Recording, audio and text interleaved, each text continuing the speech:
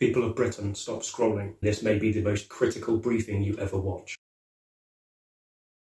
Before we begin, I need your help to bypass the gatekeepers of this message. Save this video to your device and share it as far and wide as possible. This is the only surefire way to avoid it getting taken down or censored. You are the signal that the mainstream media is trying to silence. If I get taken down, you must continue what we started. So what is this briefing about? First and foremost, it's about our survival. It's about the survival of us, our families, and our once great nation. Real safeguarding concerns in those environments. We're seeing it now, sorry to interrupt you, but this is what we're looking at now. So it's a man upside down with a leopard print thong on. Which you might see on the beach. Bum out. I'm pretty sure we'll see something. A beach and that is not comparable. Don't be so ridiculous. How is it not comparable? Calm down, you can. Everybody else, get back! He's trying to go into school. Mate, he stabbed it.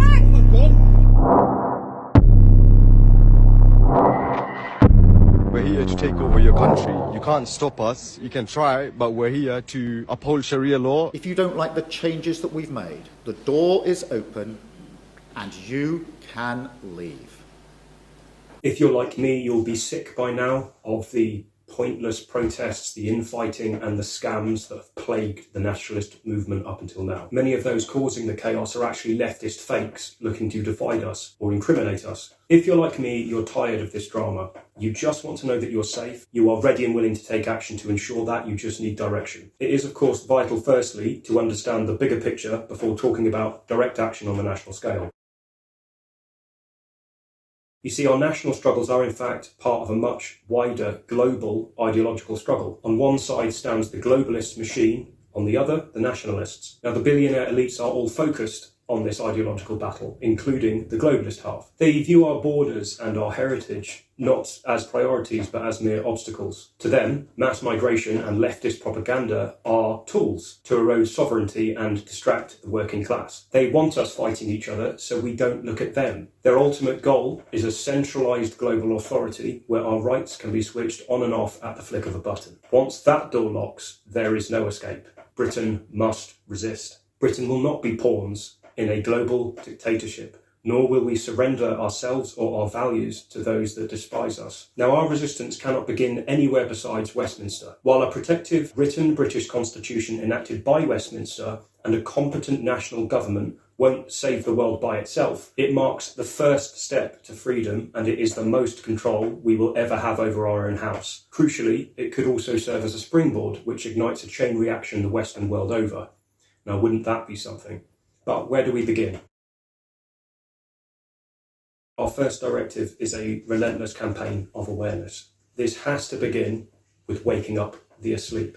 Most of your neighbours, most of the people on your street, don't know anything about the boats. They don't know anything about digital ID. They wouldn't be able to define globalism and why it's a bad thing for them. Of course, verify your sources and be vigilant to deepfakes and fake propaganda, but be sure to share every undeniable truth that you find, online and in person. Real videos, statements from politicians, recordings and verbatim quotes. This evidence can't be denied, and it's information that must be shared. This is the sad reality. Most of Britain is deluded, asleep. It's living in the comfortable lie that the government has their best interests at heart and is protecting them to the best of their abilities. This is simply not true. The British government is our biggest enemy at the moment. We signed a declaration of intent on the deployment of forces to Ukraine in the event of a peace deal. We must wake our brothers and sisters up to the realities of mass unvetted migration, the rise in terrorism, rapes, stabbings, violent crime, the prioritisation of foreign powers over our own people, the propagandised stirring up of hatred between us and them, and most importantly, the ultimate conclusion of all this, the culling of the brave and passionate from every community, and in turn the killing of the resistance and the complete consolidation of global power. If you don't wake up and start informing your neighbours, all they will see is the lies of the mainstream media. They cannot help our cause in their deluded state. In fact, they may even hinder it. This leads us to Plan A, the Great British National Strike. This is set to take place between the 2nd and the 9th of February. This is our strategic experiment to show the government that the people have the power, that we can stop the wheels of industry at any time. Whether we reach the 10 to 15% saturation point required or not, the signal is clear. Resign honourably or we move to the next stage. Should the Starmer regime remain unmoved, we transition to the next stage, Plan B. Let's start by clarifying what Plan B is not. Plan B is not a premature march on London. We do not yet have the numbers to make such a move effective, and we must firstly ensure our true intentions are communicated to the wider population, lest the mainstream media may twist it, the general population may misunderstand it, and they might even oppose it. There is a rally taking place on the 16th of May. It is the second Unite the Kingdom march. If you'd like a rally into the capital, I would suggest putting this date in your diary and following the likes of Elon Musk and Ben Habib for updates. Plan B is not a hate movement. We are fighting for a common sense British constitution and administration that respects our Christian heritage, science, and our secular laws. We are not fighting a race war. Any legal British citizen that shares our values is welcome to join our movement. Plan B is not a planned attack on mosques or hotels.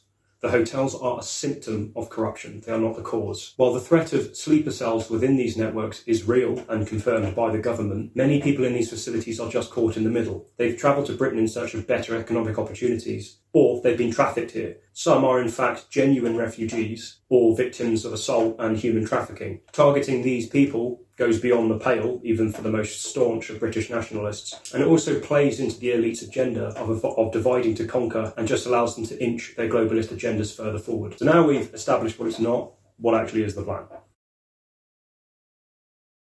It took a lot for me to release this information publicly, but I have since realised that a widespread communication of intent is crucial, even if only partial, for a movement this urgent and necessary. Plan B is a coordinated network, a unified force of patriots from England, Scotland, Ireland and Wales. We're recruiting everyday citizens alongside professional athletes, ex-military, veterans and even former police officers. This network serves many purposes for the patriotic force of Britain. It will gather and share intel. Once fully established, we will then operate on a trigger system. If a significant national security event occurs, one that the authorities fail to handle, our regional responses will consider an immediate disciplined presence. No arms, just fearless patriotism and a fearless readiness to defend our own people. Depending on the size, nature and scale of said event, be that aggression from our visitors or indeed the government, we may view it as a declaration of further intent from an authoritarian regime which has abandoned its people. Such an event and declaration would carry serious international significance. With this in mind, our next step would be to aggressively share the news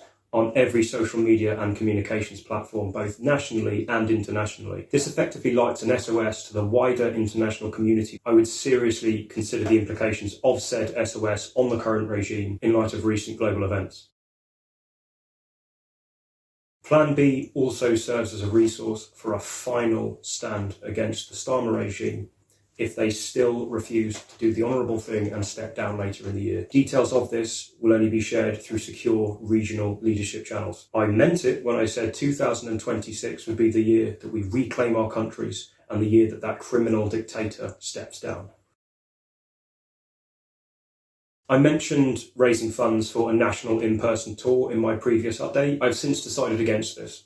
I want to prove my worth to you first before anything like that is even discussed. You don't know enough about me to trust that this isn't a scam, and I've realised that since this is a decentralised network with a high level of regional delegation, there really is no need, nor would it be practical for me to oversee the vetting of every single member in person. Leaders will be interviewed and shortlisted remotely, then contacts pass on to them to organise regional vets and Plan B hubs themselves. Regional leaders will be responsible for gathering local intel and communicating that to me and my core team for dissemination to the wider national network. They will be responsible for declaring and potentially responding to security events on their turf. I will also be encouraging them to designate a training hub or hubs to train together in a secure and focused patriotic environment.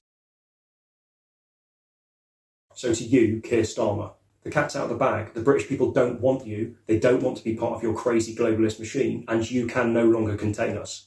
You aren't a Briton. You never have been.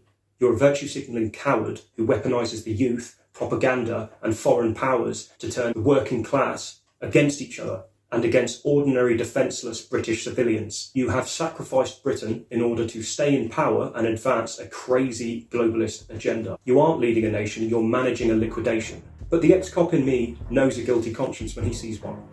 I see the flickers of fear, the hesitancy in your interviews. I know the look of a broken man who knows his game is up. You spent your past life in the courtroom, so you know how this ends. The evidence is in, the jury has spoken, and Britain has found you guilty. Take the plea deal and resign, or the Britons will dismiss you themselves.